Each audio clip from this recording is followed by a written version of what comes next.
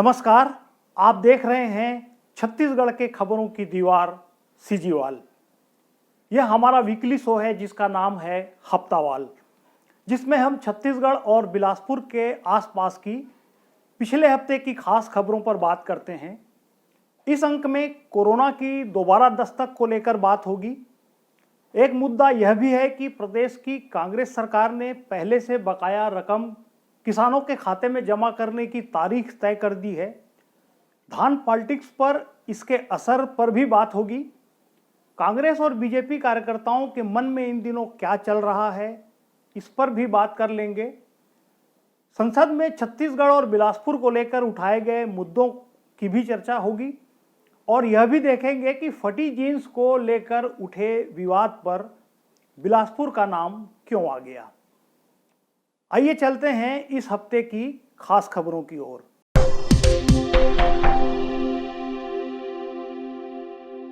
आइए सबसे पहले बात करते हैं कोरोना की।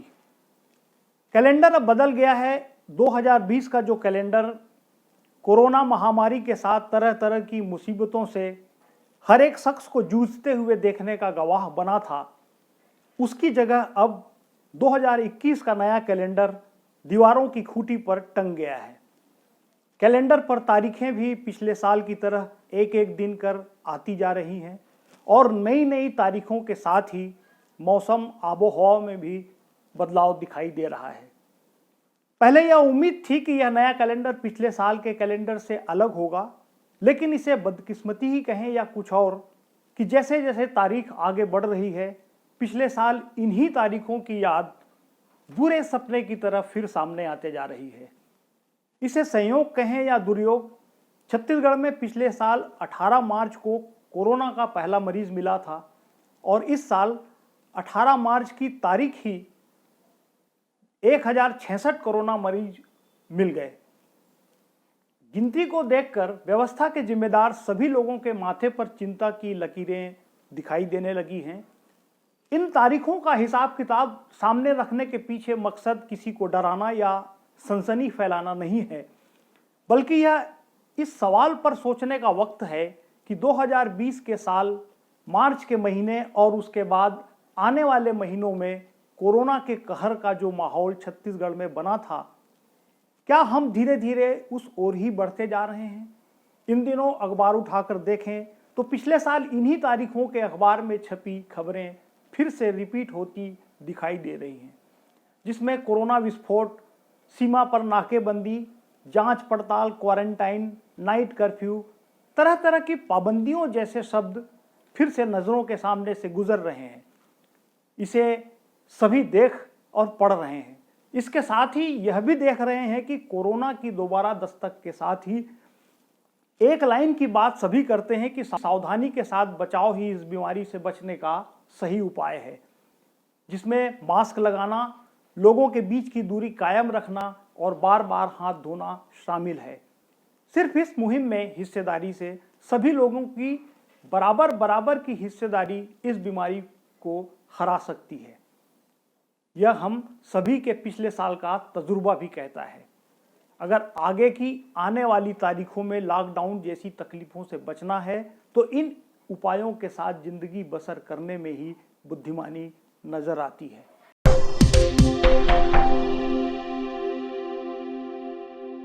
छत्तीसगढ़ में किसानों के मुद्दे पर प्रदेश की कांग्रेस सरकार को घेरने में लगी बीजेपी के हाथ से एक मुद्दा निकल सकता है।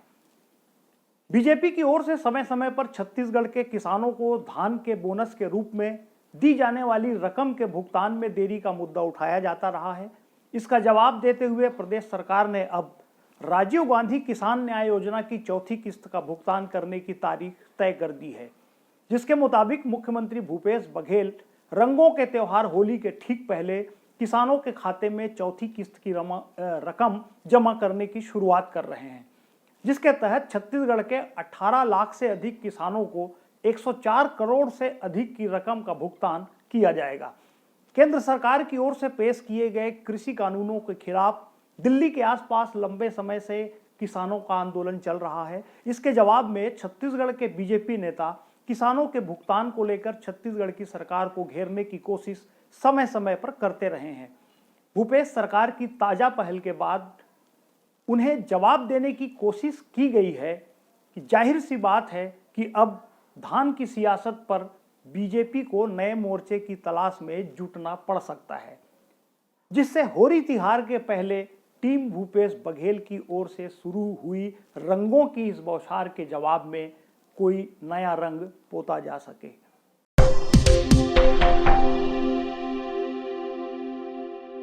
बात जब पिछले साल इन्हीं दिनों में चल रहे घटनाक्रम पर हो रही है तो पड़ोसी राज्य मध्य प्रदेश में हुए सत्ता परिवर्तन को भी याद करने का मन करता है और उस दौरान कांग्रेस के एक जमीनी कार्यकर्ता की कही यह बात भी याद आती है, जिन्होंने दिल की आवाज को जबान पर लाते हुए बहुत तकलीफ से यह बात कही थी कि सरकार गिराने या बदलने के पीछे चाहे खरीद फरोख्त हो या और किसी वजह का दबाव काम करे, सरकार में बैठे लोगों और पार्टी संगठन के बड़े लोगों पर इसका असर पड़े या न पड़े, लेकिन जमीनी कार्यकर्ताओं पर इसका बड़ा असर पड़ता है।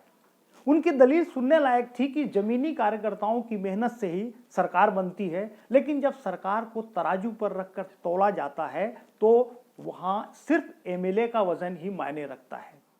इस गुणा भाग का अंतिम उत्तर यही है कि सरकार बनाने वाला कोई भी हो, लेकिन सरकार को चलाए रखने और बचाए रखने के लिए विधायक की अहमियत अधिक होती है। ऐसे में सत्ता आने के बाद पार्टी को कार्यकर्ताओं की बजाय विधायकों की चिंता ही अधिक होती है। कांग्रेस के जमीनी कार्यकर्ता के दिल से निकली इस बात को साल भर बाद याद करने के पीछे मकसद यही है कि छत्तीसगढ़ में कांग्रेस विधायकों की बड़ी संख्या की वजह से भले ही कोई उलटफेर के आसार नहीं बन सके और न आने वाले समय में कोई आसार दिखाई देते हैं, लेकिन अब उन्हीं कार्यकर्ताओं से बात करने पर लगता है कि पड़ोसी सूबे में उलटफेर की थोड़ी बहुत आंच छत्तीसगढ़ तक भी पहुंची है। कार्यकर्ता अपने मन की बात करते हुए मानते हैं कि पिछले कुछ अरसे में प्रदेश में विधायकों की अहमियत बढ़ी है। तमाम पदों पर नियुक्तियों के समय विधायकों की पसंद को पूरी अहमियत दी गई है, जबकि 15 साल तक कांग्रेस के संघर्ष के दौर में जमीनी स्तर पर लगातार मेहनत करने वाले लोग कहीं पीछे छूटते जा रहे हैं। ऐसे कार्यकर्ताओं को उम्मीद थी कि अपनी सरकार बनेगी तो उन्हें भी अपनी हिस्सेदारी के हिसाब से अहमियत मिल सकेगी, लेकिन कहीं किसी बड़े नेता की सिफारिश तो कहीं जातिगत आधार पर लोगों की नामजदगी होती रही है। अंदर खाने से यह बात भी कई बार सामने आती है कि पिछले विधानसभा चुनाव के समय कांग्रेस के केंद्रीय संगठन की ओर से जिन्हें प्रदेश का प्रभार सौंपा गया था, सरकार बनने के बाद भी उनकी दखलंदाजी आड़े आ रही है। प्रदेश कांग्रेस अध्यक्ष रहते हुए भूपेश बघेल पूरे प्रदेश के कार्यकर्ताओं से जुड़े रहे और उनकी उम्मीदों से भी वाकिफ भी हैं, लेकिन अब भी उनसे उम्मीद लगाए जमीनी कार्यकर्ताओं को लगता है कि केंद्रीय नेताओं की दखलंदाजी की वजह से भी सीएम पद पर रहकर भी भूपेश बघेल कार्यकर्ताओं को अपने मन के हिसाब से उनका हक नहीं दिला पा रहे हैं।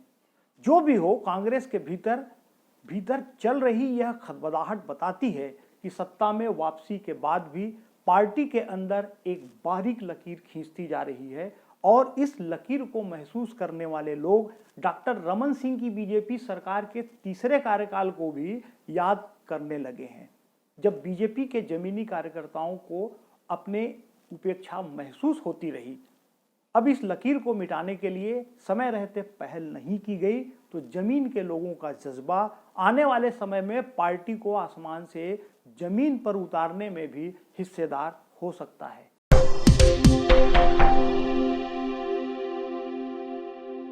कार्यकर्ताओं की टीम के भरोसे हर समय चुनाव मोड में रहने वाली भारतीय जनता पार्टी ने भी जमीन पर उतरकर जद्दोजहद शुरू कर दी है।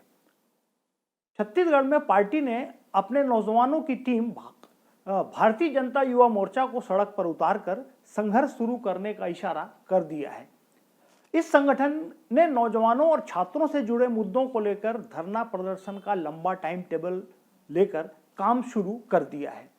युवा मोर्चा के लोगों ने हाल के दिनों में पाटन इलाके के बठेना गांव में हुई 5 लोगों की हत्या के खिलाफ प्रदेश भर में सीएम के पुतले फूंके, जिसमें काफी अरसे के बाद पार्टी के नौजवान कार्यकर्ताओं में काफी जोश खरोश नजर आया। अब भारतीय जनता युवा मोर्चा ने छत्तीसगढ़ लोक सेवा आयोग की गड़बड़ियों के खिलाफ भी मोर्चा खोल दिया है, जिसके लिए प्रदेश भर में चरणबद्ध तरीके से धरना प्रदर्शन किया जाएगा। युवा मोर्चा की ओर से हस्ताक्षर अभियान चलाया जा रहा है। इस मुहिम के जरिए पार्टी नौजवान प्रदेश सरकार की घोषणा के वादों की याद दिला रहे हैं और सरकारी नौकरी में भर्ती की मांग भी उठा रहे हैं। वैसे भी छत्तीसगढ़ में पीएससी के जरिए नियुक्तियों को लेकर विवादों की चर्चा काफी समय से रही है। साथ ही कई कारणों से सरकारी विभागों में नियुक्तियां नहीं हो पा रही थी। इसे देखते हुए राजनीतिक प्रेक्षकों को भी लगता है कि यदि भारतीय जनता युवा मोर्चा की यह मुहिम जमीनी स्तर तक पहुंचती है तो छत्तीसगढ़ में बीजेपी यह मैसेज पहुंचाने की कोशिश कर सकती है कि वह बेरोजगारी जैसे मुद्दे पर छत्तीसगढ़ के नौजवानों के साथ खड़ी है।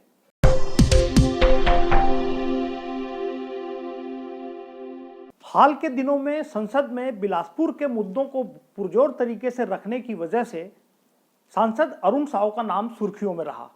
उन्हें संसद में रेलवे के अनुदान मांगों पर चर्चा के दौरान अपनी बात रखने का मौका मिला था, जिसमें उन्होंने भारतीय रेल के विकास के साथ ही छत्तीसगढ़ में चल रही रेलवे की परियोजनाओं पर अपनी बात रखी। साथ ही इस मौके पर अरुण साव ने छत्तीसगढ़ की परियोजनाओं के काम में तेजी लाने की मांग भी रेल मंत्री के सामने रखी। उन्होंने भारतीय रेलवे के कमाऊ पूत बिलासपुर रेलवे जोन में कोच फैक्ट्री लगाने की मांग भी पुरजोर तरीके से संसद में उठाई, जिससे छत्तीसगढ़ के बेरोजगारों को भी फायदा मिल सकेगा। उन्होंने रेलवे के बुधवारी बाजार की समस्या भी संसद में उठाई और कहा कि व्यापारियों की दिक्कतों को दूर करने के साथ ही कई स्टेशनों में यात्री सुविधाएं बढ़ाने का इंतजाम भी जल्द से जल्द होना चाहिए। अपने भाषण में सांसद अरुण साव ने छत्तीसगढ़ राज्य की स्थापना से लेकर बिलासपुर में रेलवे जोन, हाईकोर्ट और हाल ही में हवाई सेवा की शुरुआत का जिक्र करते हुए इसे भारतीय जनता पार्टी की केंद्र सरकार की बड़ी उपलब्धि के रूप में पेश किया। जाहिर सी बात है कि यदि बिलासपुर और छत्तीसगढ़ को दी गई इन सौगातों की तरह कोच फैक्ट्री की मांग भी पूरी हो जाती है तो इस इलाके के लिए एक बड़ी उपलब्धि होगी।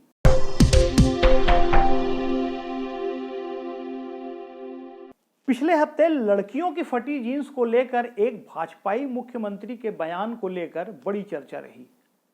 इस चर्चा में एक नए एंगल के रूप में छत्तीसगढ़ और बिलासपुर का नाम भी जुड़ गया, जब छत्तीसगढ़ की राज्य महिला आयोग अध्यक्ष किरणमयी नायक ने इस विवाद के बहाने आरएसएस और बीजेपी को भी नसीहत दे डाली। पत्रकारों के सवाल का जवाब देते हुए उन्होंने यह तो कहा कि महिलाओं के पहनावे पर इस तरह की टिप्पणी करना भाजपा के लोगों की ओछी मानसिकता का परिचायक है। फिर कहा कि खाकी चड्डी पहनकर सड़क पर निकलने वाले संघ के लोगों में किस तरह का संस्कार दिखता है। पहले उन्हें अपनी ओर देखना चाहिए, फिर महिलाओं के पहनावे पर कोई बात कहनी चाहिए। किरणमयी नायक ने हाल ही में उत्तर प्रदेश के मुख्यमंत्री का पद संभालने वाले भाजपा नेता को लेकर यह भी कहा कि उत्तराखंड की महिलाओं को उनके बयान का विरोध करना चाहिए और विरोध इस तरह का होना चाहिए कि उत्तराखंड में एक बार फिर मुख्यमंत्री बदल दिया जाए। उनकी इस बात का कितना असर होगा यह इतनी दूर से बता पाना तो मुश्किल है, लेकिन संघ के बारे में इस तरह का कमेंट कर उन्होंने आने वाले दिनों में बयानबाजी के लिए एक दिलचस्प मुद्दा जरूर उछाल दिया है। हफ्तावाल के इस अंक में इतना ही। चलते चलते आपसे एक गुजारिश है कि अगर आपको हमारी यह कोशिश पसंद आए तो हमारे चैनल को सब्सक्राइब कर सकते हैं और अपने दोस्तों को भी शेयर कर सकते हैं। अगले अंक में फिर होगी मुलाकात। नमस्कार।